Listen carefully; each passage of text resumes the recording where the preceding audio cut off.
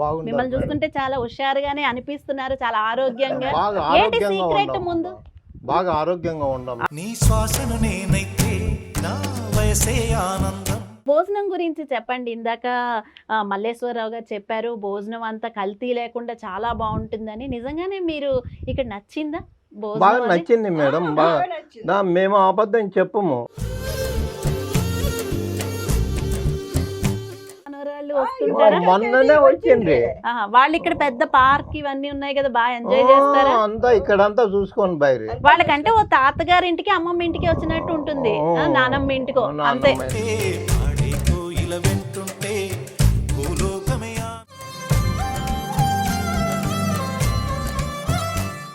అందరికీ నమస్కారం. మనమైతే లాస్ట్ ఎపిసోడ్లో చూసాము వనప్రస్థ ఆరోగ్యశ్రీ రిటైర్మెంట్ హోమ్స్ గురించి చాలా విషయాలు తెలుసుకున్నాము.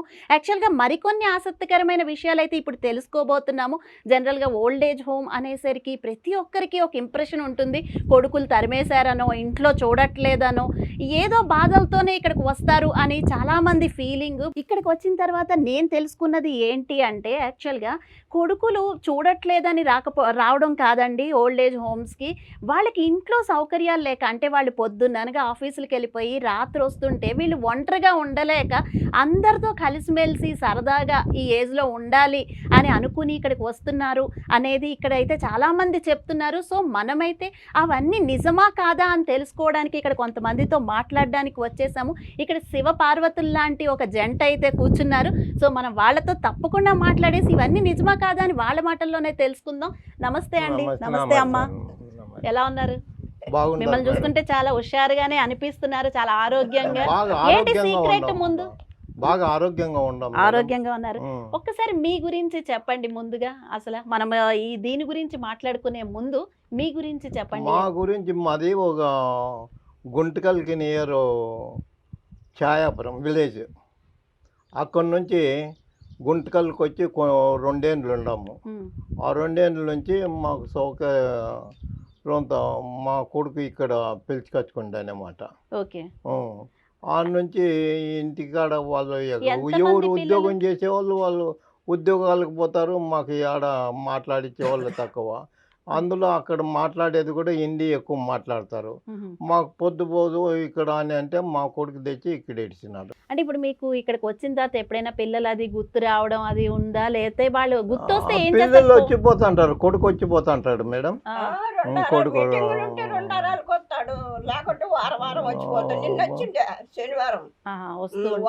ఇప్పుడు ఇక్కడ రూమ్ లో ఏం చేస్తారమ్మా? పొద్దున్న నుంచి ఉంటారు ఇక్కడ, రూమ్ లో ఏం చేస్తూ ఉంటారు ఉదయం నుంచి? ఎవరు? మేము. మీరు టీవీ అది ఉందా? టీవీ ఉంది, బాగా పొద్దుపోతుంది టీవీను. అన్ని చూస్తుంటారు సినిమాలు అవి ఇవి పెట్టుకుంటాము. సీరియల్స్ అంటే ఇంకా ఇష్టం మాకి. ఇక్కడ పార్క్ అయితే చాలా పెద్దది ఉంది కదా, సరదాగా తిరుగుతూ ఉంటారా ఇద్దరు? వస్తాంటాం మేడం, అప్పుడప్పుడు వస్తాంటాం. అలా నడుస్తూ ఉంటారా? వాకింగ్ చేస్తాం. ఇప్పుడు మీ తోటి వాళ్ళు ఉంటారు కదా, అందరూ ఎలా ఉంటారు ఒకరితో ఒకరు? ఈ ముగ్గురితో ఊరు సహకరించుకుంటా ఆడే మాట్లాడుకుంటా చేసుకుంటా టీవీ మీరే చూసుకుంటా. శివ పార్వతుల్లా ఉన్నారు, మీ ఇద్దరు ఒకరితో ఒకరు మాట్లాడుకుంటేనే టైం అయిపోతుంది అనుకుంటా. అయితే భోజనం గురించి చెప్పండి. ఇందాక మల్లేశ్వరరావు గారు చెప్పారు భోజనం అంతా కల్తీ లేకుండా చాలా బాగుంటుందని. నిజంగానే మీరు ఇక్కడ నచ్చిందా? బాగా నచ్చింది మేడం. బాగా మేము అబద్ధం చెప్పము. బాగా నచ్చింది అన్ని విధాలుగా. మాకి సౌకర్యం బాగుంది. ప్రొద్దున లేస్తానే కాఫీ ఇస్తారు. మళ్ళా ఆ నుంచి మొఖాలు కడుక్కొని అంతా చేసినాక టిఫిన్ తీసుకొని వస్తారు. టిఫిన్ చేస్తారు, టీ ఇస్తారు, మళ్ళీ 12:30కి అన్నం ఇస్తారు, మళ్ళీ సాయంత్రం 4 గంటలకు ఏమన్నా ఇస్తారు తినేకి, మళ్ళా కాఫీ తెచ్చిస్తారు. అన్ని టైం టు టైం జరుగుతుంది కరెక్ట్ గా, బాగా అందజేస్తారు మేడం. ఇప్పుడు ఆరోగ్యం అది బాగోలేనప్పుడు ఏం చేస్తారు మీరు? ఎవరు వస్తారు ఇక్కడ? సిస్టర్ అది ఉందా ఏంటి? ఆరోగ్యం ఎప్పుడైనా చిన్న చిన్న తేడాలు ఉంటే ఏం మాకు వచ్చిన వాళ్ళ నుంచి బాగా ఆరోగ్యంగా ఉంది. ఒకవేళ ఏదన్నా ఉంటే కూడా వాళ్ళు వచ్చి సిస్టర్ ఉండారు, ఈ వంశీ ఉండాడు, ఏదన్నా అడిగితే కూడా తెచ్చిస్తాడు. అంతా మాకు అన్నీ కావాలంటే ఇప్పుడు పండ్లు ఇక్కడైతే ఇంత గాలి ఇంత వెలుతురు ఈ ఇవన్నీ ఉన్నాయి వాతావరణం కదా, అంతా ఈ బాగుంది మేడం. వాతావరణం ఇంత అలవాటు అయిపోయిన తర్వాత మళ్ళీ మీ అబ్బాయి పంజాబ్ నుంచి వచ్చేసి రమ్మంటే వెళ్తారా? ఉద్యోగం చేస్తున్నాడు అక్కడ. బట్ ఇక్కడే ఉంటే బాగుంటుంది అనిపిస్తుందా? మేము అనుకుంటున్నాం మేడం, ఇక్కడే ఉందామే అనుకుంటున్నాము. అబద్ధం ఎందుకు చెప్పాలా, ఓకే. మాకు అన్ని విధాలా బాగుంది ఇక్కడ. ఇప్పుడు మీకు అయితే స్పెషల్ గా ఓ రూమ్ ఉంది అంటే మీకు ఒక ఇల్లు లాగే ఉంది హాయిగా. ఆ, అక్కడ నుంచి ఇలా ఇల్లు వస్తే లాగే ఉంది. గాలి చెట్లు అన్ని చాలా బాగుంది, చాలా ప్రకృతిలో బాగుంది. ఉన్నట్టు మీరే. అలాంటిది ఇప్పుడు అలాంటి టైం చెప్తాంటా కదా వాతావరణం బాగుంది అదే అని. మీ మనవలు మనవరాళ్ళు వస్తుంటారా? మొన్ననే వచ్చింది. వాళ్ళు ఇక్కడ పెద్ద పార్క్ ఇవన్నీ ఉన్నాయి కదా, బాగా ఎంజాయ్ చేస్తారా? అంతా ఇక్కడంతా చూసుకొని బయట వాళ్ళకంటే ఓ తాతగారి ఇంటికి అమ్మమ్మ ఇంటికి వచ్చినట్టు ఉంటుంది, నానమ్మ ఇంటికో అంతే వాళ్ళకి. మా వాళ్ళు ఉద్యోగాలు సాఫ్ట్వేర్లు అంతాను. ఆ, ఒక పెద్ద బిడ్డ బిడ్డకి ఆమెకి సంవత్సరానికి 40 లక్షలు వస్తాయి సాఫ్ట్వేర్. ఓకే. చిన్న బిడ్డకి ఇద్దరికి భర్తకి 20 లక్షలు, సంవత్సరానికి భార్యకి 18 లక్షలు వస్తాయి. అంతా బాగుంటారు మేడం. ఓకే. ఆర్థికంగా అయితే ఏమి ఇబ్బందులు లేవు. ఇప్పుడు మీలాగే అంటే కొంతమంది ఇక్కడికి వస్తే ఎలా ఉంటుందో అని భయపడుతూ ఉంటారు, కానీ ఇంట్లో కుదరదు. అలాంటి వాళ్ళకి మీరు ఏమైనా చెప్తారా, ధైర్యం ఇస్తారా? ధైర్యం మా దగ్గరికి సుమారుగా వచ్చిండి విచారించుకోండి, అన్ని విధాలు మేము బాగా పెడతారు చేస్తారు. మిమ్మల్ని అడిగారు? అంతా ఇప్పుడు ఆశ్రమం చూసే కొత్తారు కదా, వాళ్ళందరూ అడుగుతాండ్రి. అవును. ఇంకా టీవీ పెట్టినాడు, ఏసీ పెట్టించినాడు, అన్ని రకాల బాగుంది మాకు. అంతా చెప్తా అంటే మేము కూడా బాగా పెడతారు, తిండి బాగా పెడతారు.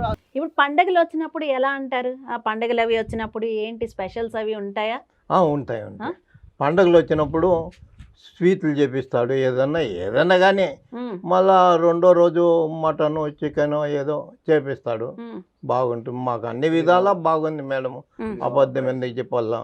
మేము వచ్చిన వాళ్ళ నుంచి ఏనాడు పండుకోలేదు, పెట్టలేదు, బాగా సౌకర్యం. ఎప్పుడైనా అమ్మ చేతి వంట మిస్ అయ్యానని ఏమైనా బాధపడుతున్నారా, లేదంటే రెస్ట్ తీసుకున్నాను అనుకుంటున్నారు? బాగానే రెస్ట్ ఇచ్చాను అనుకుంటున్నారా? ఏ రోజైనా అనిపించిందా మా ఆవిడ వంట మిస్ అయిపోతున్నానని? వాళ్ళే బాగా పెడుతున్నారా ఆవిడకి? పోలేండి, ఆవిడకి ఈ వయసులో మీరు రెస్ట్ ఇచ్చారు, అంతకంటే అదృష్టం ఏముంది? హాయిగా కూర్చొని కలిసి. కొడుకు ఇన్నాళ్ళు చేసినారు, యాడ్ చేస్తారు ఇంకా మళ్ళా అని పిలుచుకొచ్చుకున్నాడు. ఇక్కడ ఇండ్లు అమ్మేసి 20 లక్షల ఇండ్లు 3 లక్షలకు అమ్మినాడు. విలేజ్ అది ఎవరు కొనేవాళ్ళు.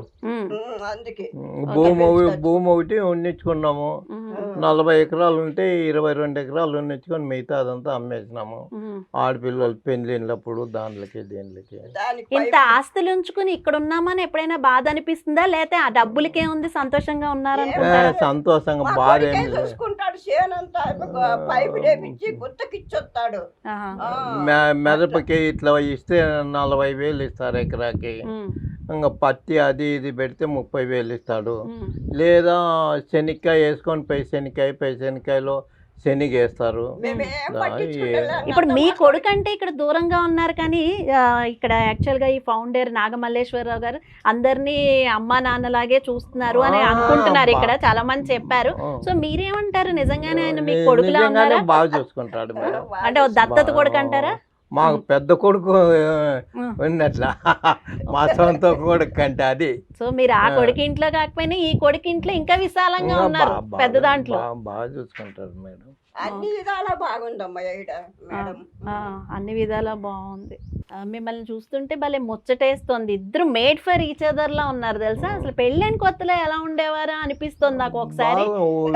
మేము ఒకటే ఊళ్ళోమే అయినా కూడా లవ్ మ్యారేజ్ ఏం లేదు మేడం, పెద్దలు చూసి చేసింది, పెద్దలు కుదిరించింది. మాకు అసలు ఊర్లో చేసుకుంటాము అనేది కూడా మాకు తెలియదు. పెద్దలు మాట్లాడొచ్చినారు, చేసినారు, అంతే పెళ్లి అయిపోయింది. మీరు ఎంతో బిజీగా ఉండి ఉంటారు ఇప్పటి వరకును, ఆవిడ వంటింట్లోనో లేదంటే ఏదో ఉద్యోగం ఏమైనా చేసేవారమ్మా మీరు? సో ఏదో పనుల్లో ఉండుంటారు, కానీ మీకు ఇప్పుడైతే ఇక్కడ హాయిగా టైం దొరికింది, మీరిద్దరే ఉంటారు, మీరిద్దరే ఎన్నైనా ఎలా అనిపిస్తుంది ఈ అనుభూతి ఇద్దరే ఉంటే? బాగుంది అనుభూతికి. మేమిద్దరు ఏదో ఉన్నంతసేపు సంతోషంగా మాట్లాడతాము, చేస్తాము, పొద్దు పోతే టీవీ చూస్తూ ఉంటాము.